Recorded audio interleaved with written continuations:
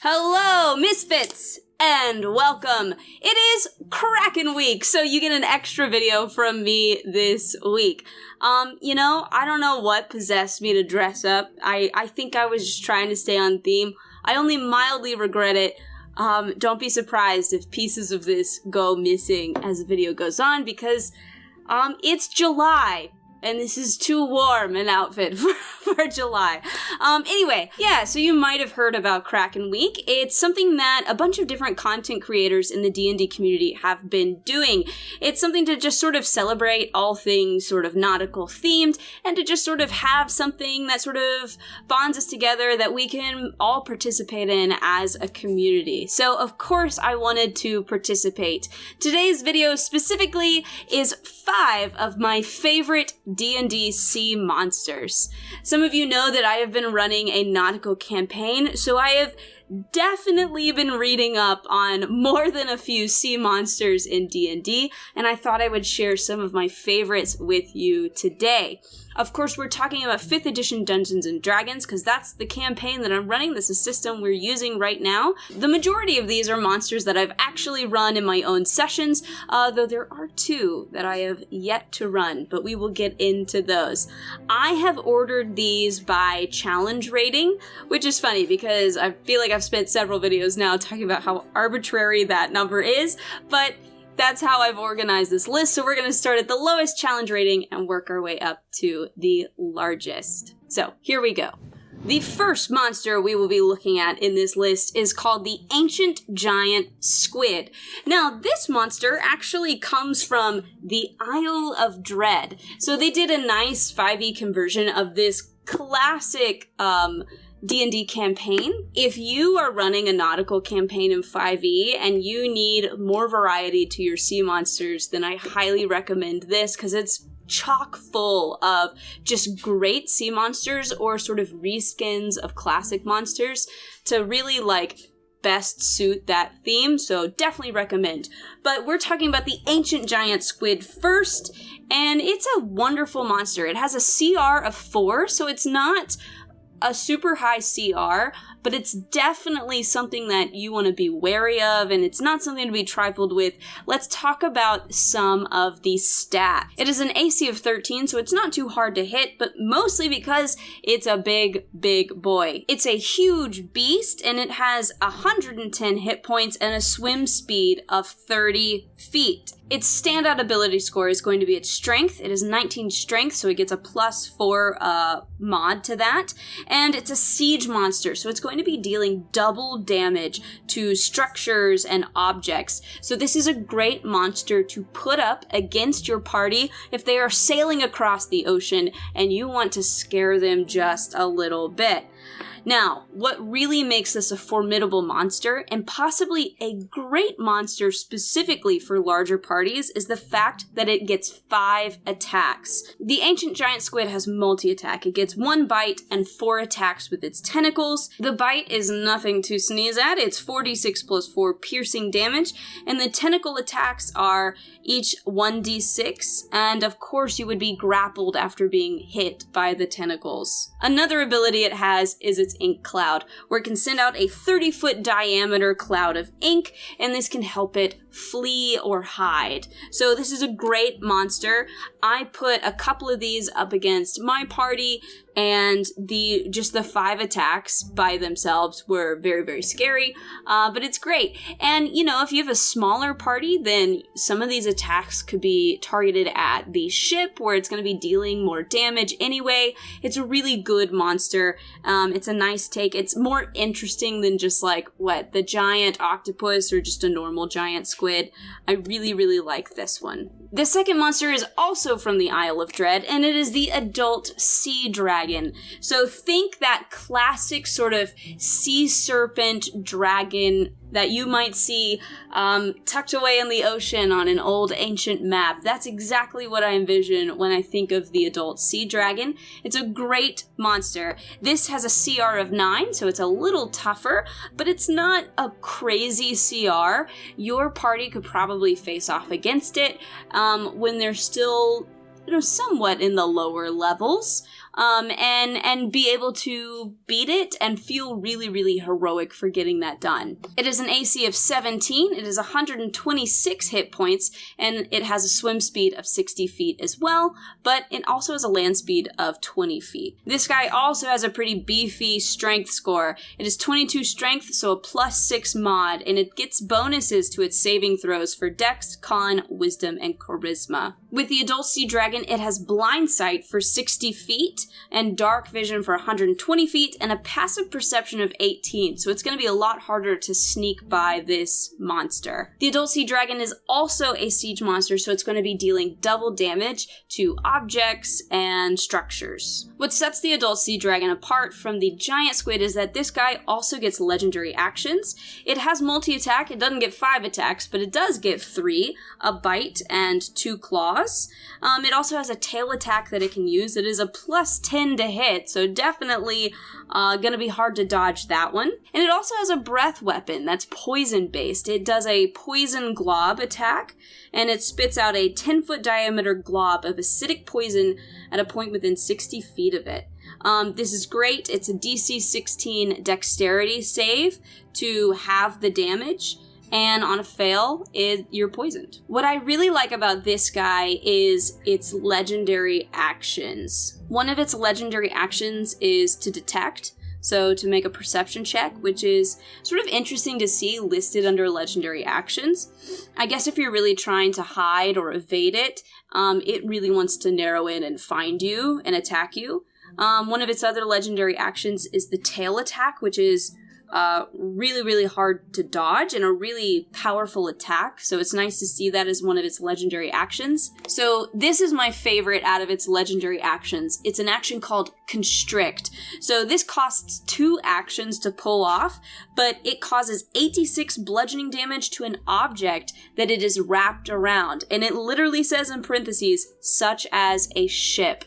So imagine this sort of sea serpent, sea dragon, wrapping its body around the ship that you're sailing on and constricting it and starting to crack and break your ship apart. That's such a fun visual, and gosh, I really enjoyed using this in my campaign. It was definitely sort of a scary moment for the party, and when they were able to defeat it, they felt really, really heroic and powerful. It felt like a kind of a level up moment for them. Alright, the next monster on my list is the Morkoth.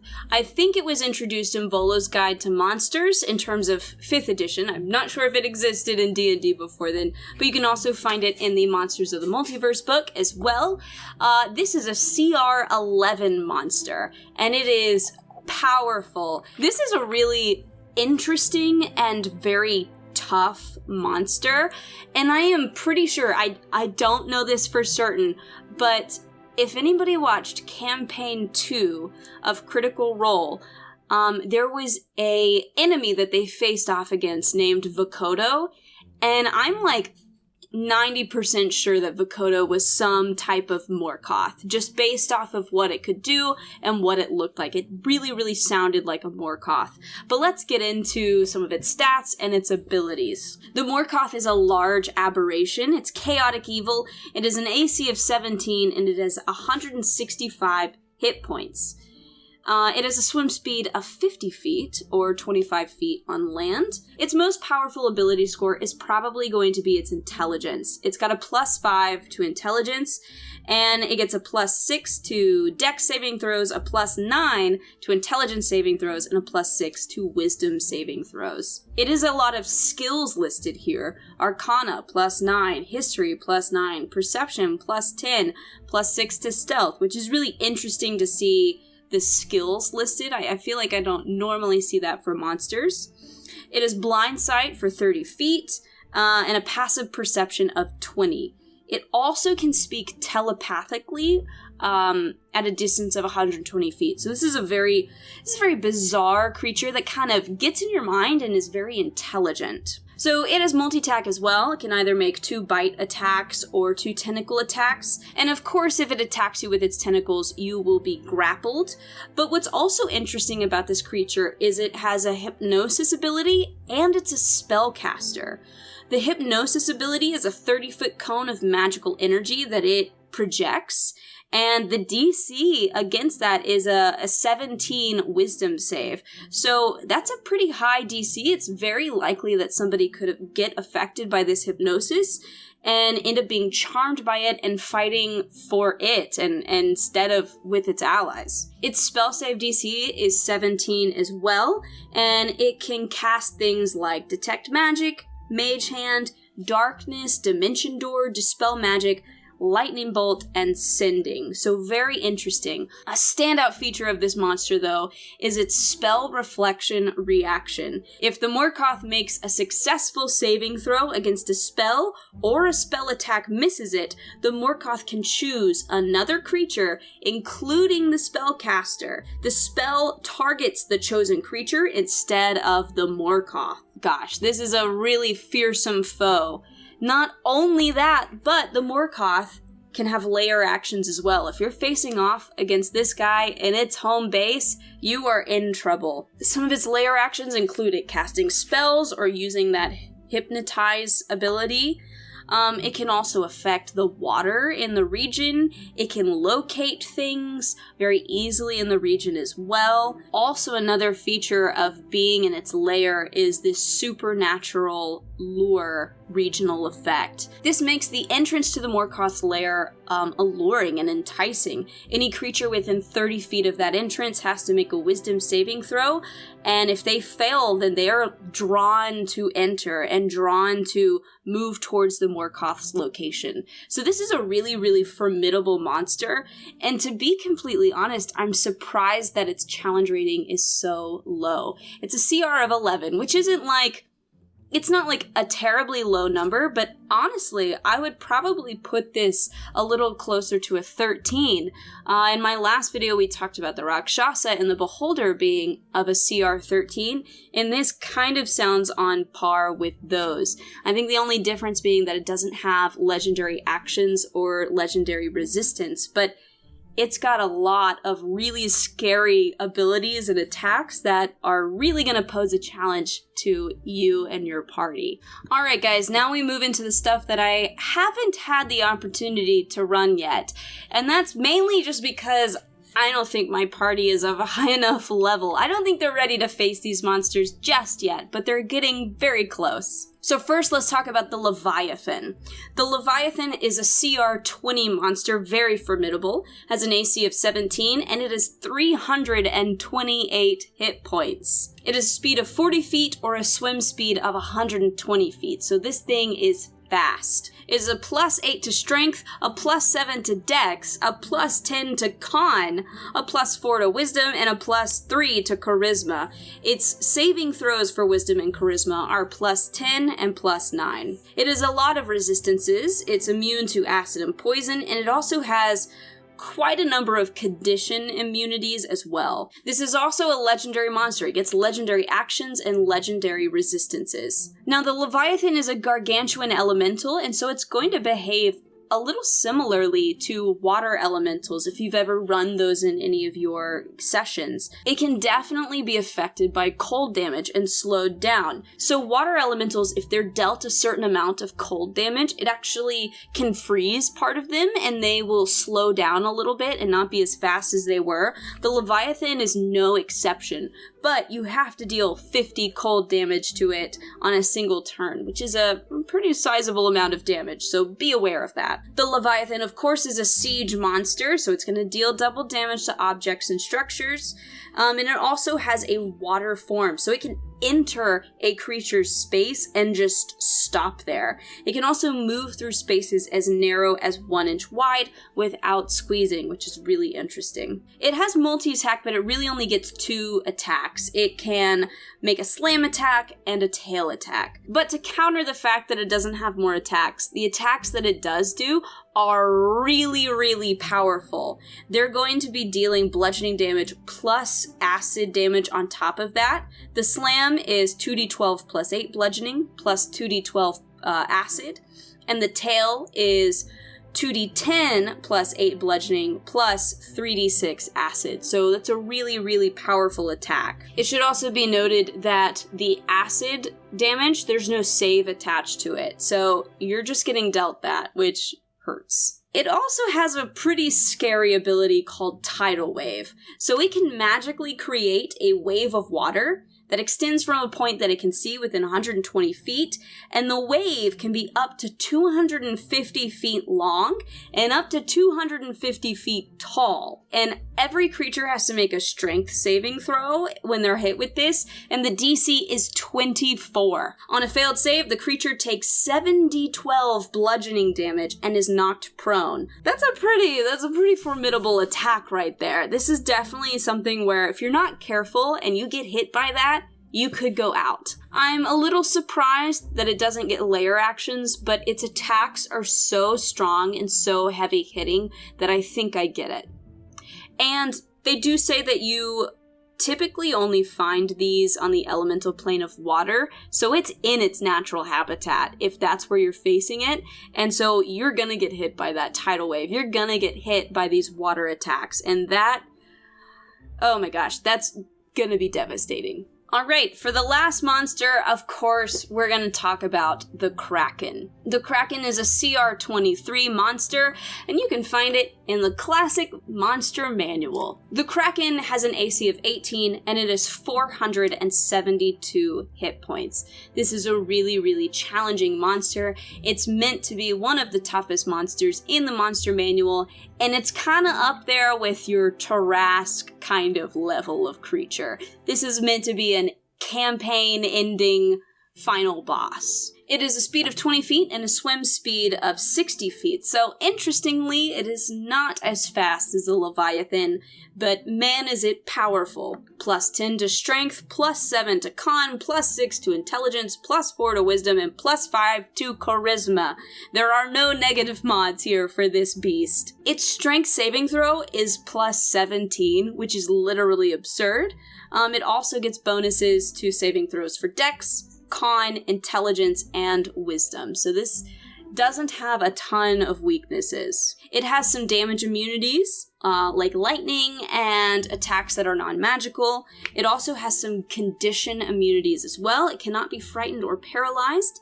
It is true sight for 120 feet, and it is a passive perception of 14. It understands several languages, but it doesn't actually speak. It communicates telepathically. Something nice about the Kraken is that it has freedom of movement, which means it ignores difficult terrain, and magical effects can't reduce its speed or cause it to be restrained.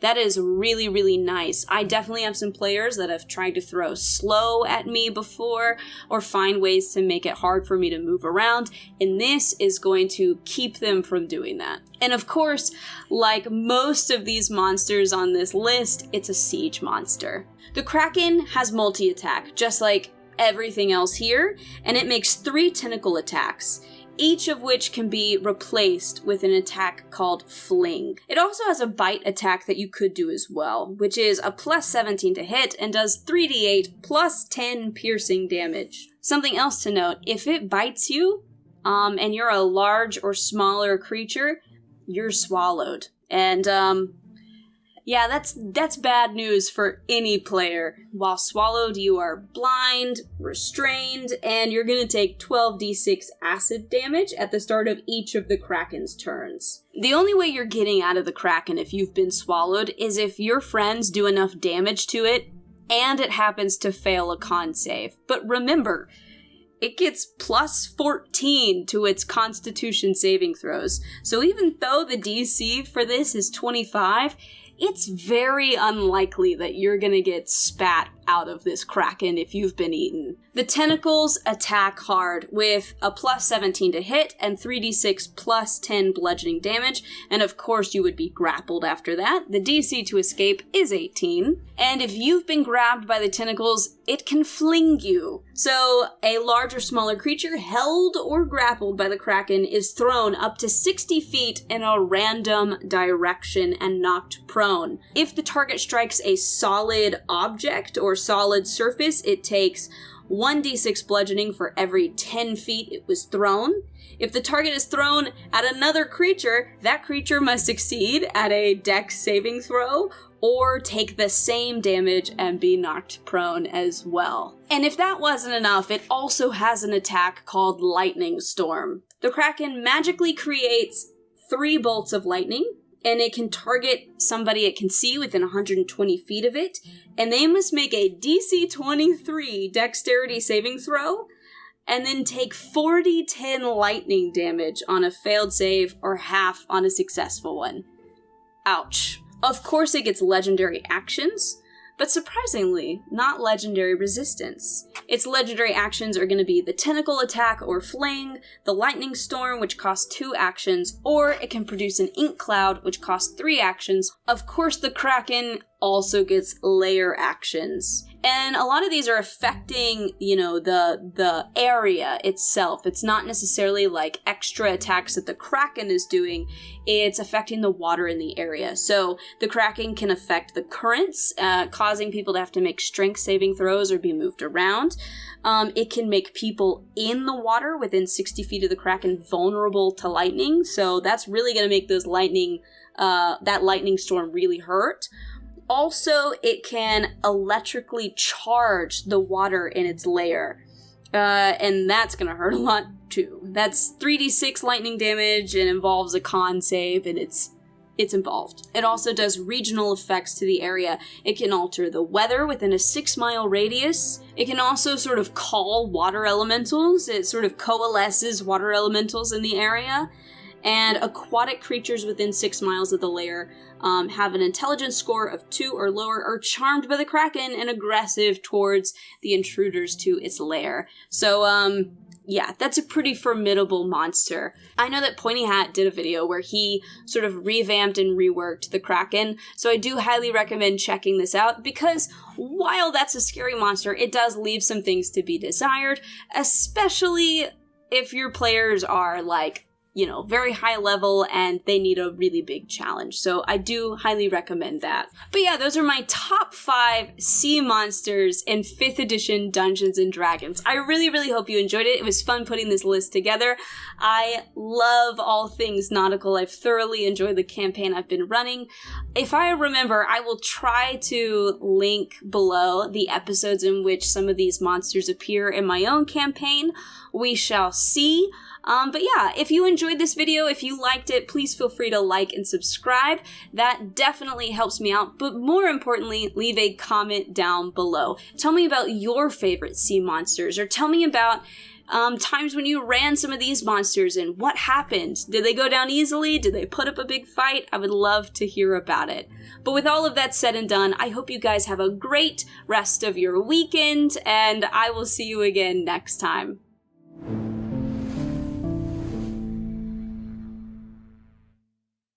I really went back and forth on this whole, pirate thing. I think it might be too much.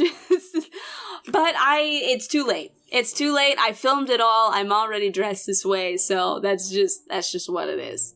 I should at least let you guys know that some exciting things are happening this month in particular. The Misfits campaign is going to come back sometime this month. It will happen. I know we are going to record a session this weekend, but I don't know if it will go out on Friday like it normally does, or if I'm going to hold on to it a little bit later, because there's some other things that's happening. We will be doing a play test and a review of a zombie TTRPG, so be on the lookout for more information about that. I'm really excited about that. And then there are some other videos that you can expect to come out later this month as well. We are definitely trying to finish this summer off with a bang, and I'm super excited about it. It's been a lot of fun, and I'm so excited to get back in the campaign as well. So, hopefully you guys will stick around and enjoy some of those videos as they pop up, and, hopefully they'll stay on your radar. But, yeah, have a good weekend, guys. I'll see you next time.